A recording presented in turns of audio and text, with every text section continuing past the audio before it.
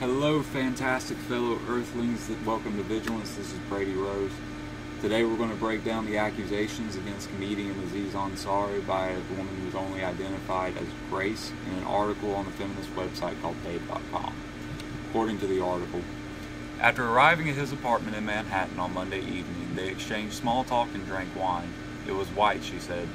I didn't get to choose, and I prefer red, but it was white wine. Then Ansari walked her to the Grand Banks, an oyster bar on board an historic wooden schooner on the Hudson River just a few blocks away. When the waiter came over, he quickly asked for the check, and he was like, "Let's get off this boat." She recalls there was still wine in her glass and more left in the bottle he ordered. The abruptness surprised her.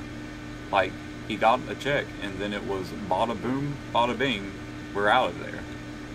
When they walked back into his apartment, she complimented his marble countertops. According to Grace, Ansari turned the compliment into an invitation. He said something along the lines of, "How about you hop up and take a seat?" Which she did. Within moments he was kissing her. In a second his hand was on my breast. Then he was undressing her. Then he undressed himself. She remembers feeling uncomfortable at how quickly things escalated. When Ansari told her that he was going to grab a condom within minutes of their first kiss, Grace voiced her hesitation explicitly. I said something like, "Whoa, let's relax for a sec. Let's chill." She says that he resumed kissing her, briefly performed oral sex on her, and asked her to do the same to him. She did, but not for long. Halfway into the encounter, he led her from the couch to a different part of his apartment. He said he had something to show her. Then he brought her to a large mirror, bent her over, and asked again, "Where do you want me to blank you? Do you want me to blank you right here?" He rammed his penis against her blank while he said it, pantomiming intercourse. I just remember looking in the mirror and seeing him behind me. He was very much caught up in the moment, and I obviously very much wasn't, Grace said. After he bent me over is when I stood up and said, "No, I don't think I'm ready to do this. I really don't think I'm going to do this." And he said, "How about we just chill, but this time with our clothes on?" Now at this point, they put their clothes back on. They go and sit on the couch, and he turns on an episode of Seinfeld. She has a subjective moment where she decides that the entire night was a sexual assault, even though she had never openly tried to avoid anything that had happened that night. And she starts crying, says, "All you men are the same," and he calls her a cab, an Uber, and she goes home. So, what's public reaction to this? Well, let's go over to Barry Weiss at New York Times. "I'm a proud feminist, and this is what I thought while I'm reading this article.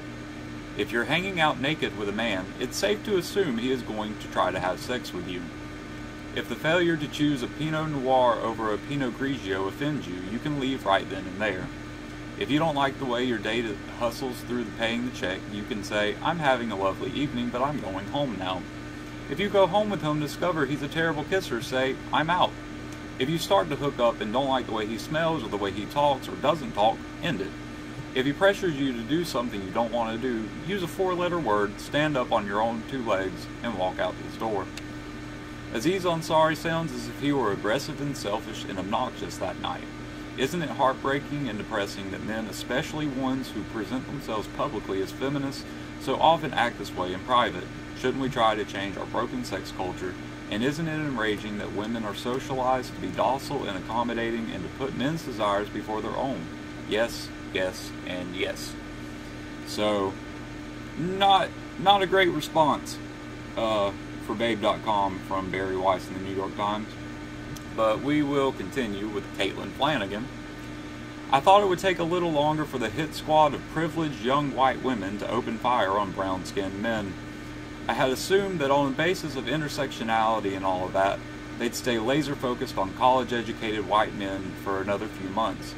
But we're at warp speed now, and the revolution, in many ways so good and so important, is starting to sweep up all sorts of people into its conflagration. The monstrous, the cruel, and the simply unlucky. Apparently there is a whole country full of young women who don't know how to call a cab, and who have spent a lot of time picking out pretty outfits for dates they hope would be nights to remember, They're angry and temporarily powerful, and last night they destroyed a man who didn't deserve it.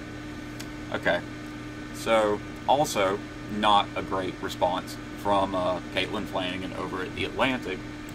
And now we're going to go to Ashleigh Banfield over on HLN and see what she has to say. Well, I'd like to say something here, and maybe this is best done in the form of an open letter to Aziz Ansari's accuser. Ready? Dear Grace, not your real name. I'm sorry that you had a bad date. I have had a few myself. They stink. I am sure it must be really weighing on you. It's hard being a victim. Very painful. Just ask anyone who's been on that end of crime and justice.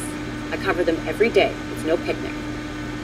But let's take a moment to reflect on what you claim was the worst night of your life, end quote. You had a bad date.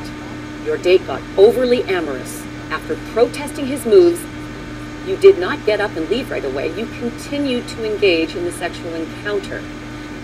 By your own clear description, this was not a rape, nor was it a sexual assault.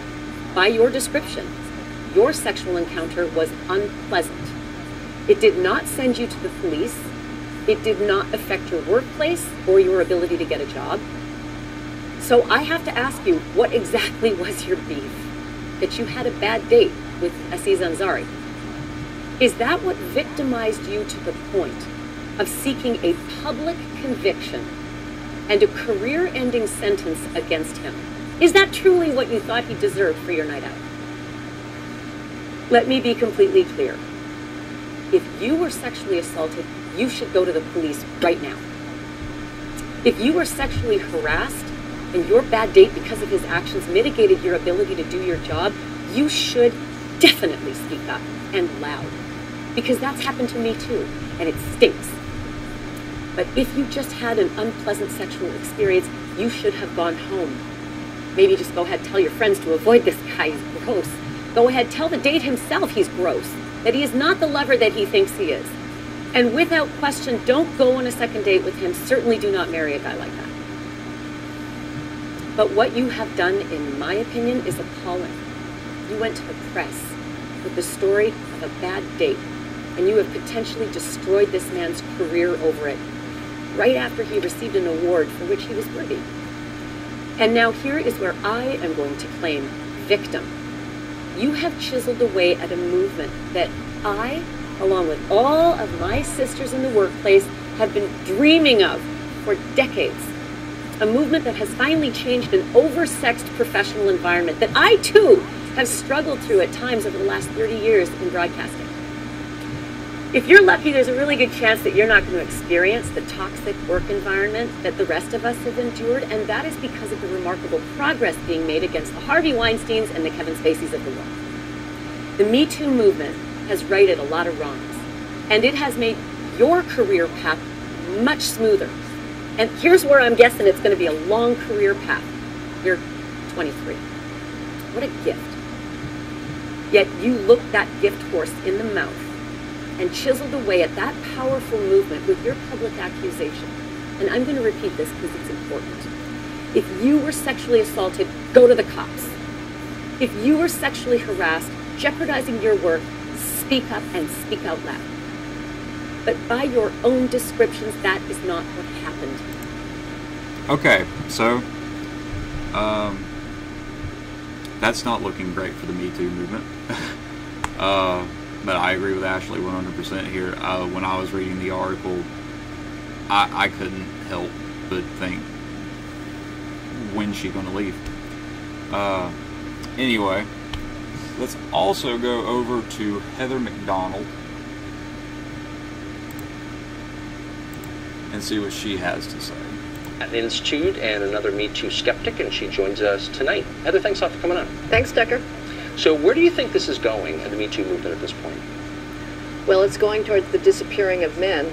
We're going to see a wave of new gender quotas throughout the economy on the assumption that if we don't already have proportional representation of men and women across workplaces in science and computing and in entertainment, it's because of gender patriarchies and harassment, which is simply not the case. What we're seeing really, Tucker, is sexual liberation having a nervous breakdown. In the before sexual liberation hit in the 1950s, you had a set of traditional norms that recognized this basic truth. Men and women are different. It's not social construction. Men and women have different biological drives. Their libidos are different. And we had a set of norms that restrained the male libido, norms of gentlemanliness and courtesy and chivalry. And we had a default for premarital sex for females that was no. And that gave females the power to say yes, but they didn't have to negotiate with the male libido at every instance of some drunken coupling. Sexual liberation threw that all out and said men and women should go mano a mano on the sexual battlefield. They're equal in their desires, equal in their responses to casual sex. And it turns out, when you set the default at yes for premarital sex, a lot of women have a hard time negotiating a no. And instead of recognizing that we've sort of screwed up the default settings and are working against biology, women are blaming the patriarchy when the opposite is the case. Okay, so again, this is not looking great for Me Too. Is it going to be the end of Me Too? I don't personally think so. It seems that a lot of other people think it is. Speaking of, Ben Shapiro was speaking on this yesterday, and he was saying basically the same thing that Heather McDonald said, that, you know, society has created this new default setting for female consent to yes because of sexual liberation, because, you know, second wave feminists were tired of the default being no, that women didn't want to have sex until they were married. Whereas the true answer seems to be agency. Have your agency. If you have a no in your head, then have no come out of your mouth. If yes is in your head, have yes come out of your mouth. But don't make these accusations against these people that they are, you know, vicious and you know, reading the Babe article, it paints Aziz Ansari as, it sounds like he's a serial rapist and just a violent person at it. And I remember when the attacks on Louis C.K. happened, I remember saying we have got to have a nuanced conversation about this, because we can't treat Louis C.K. like we treat Harvey Weinstein or Jeffrey Epstein. They're not the same, and they can't be reacted to the same way. So I'm hoping that the Me Too movement will be able to get it together. As far as the last time that Babe commented on this, they said they would happily republish this story any day, despite the fact that it has done more damage to the Me Too movement than anything I can think of since the Me Too movement started. So, let me know what you guys think in the comments section. Until next time, take care. And as always, stay vigilant.